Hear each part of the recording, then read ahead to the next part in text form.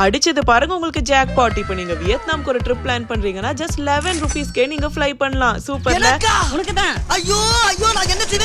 அதை நான் கண்டுபிடிக்கலீங்க. 2-3 நாளா உங்கள நிறைய பேர் தான் எனக்கு இந்த போஸ்ட் அமிச்சு எனக்கு இதை பத்தி தெரிய வந்துச்சு.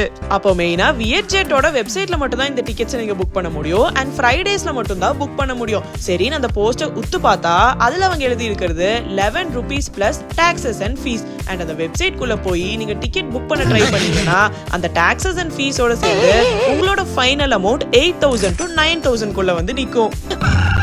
ஓ, அப்ப இவங்க நம்மள ஏமாத்திட்டாங்களான்னு நீங்க கேக்குறீங்கன்னா அதுக்கான பதில் என்கிட்ட இல்ல. பிகாஸ் வியட்ஜெட் ஒன்னும் இதை ஃபர்ஸ்டா பண்ணல.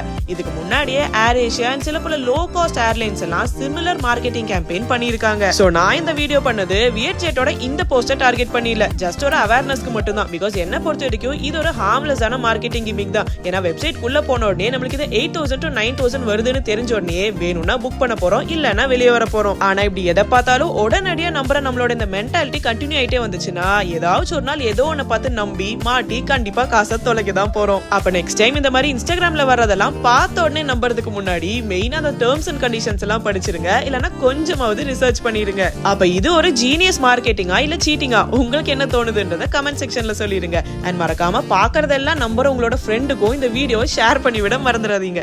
டாடா.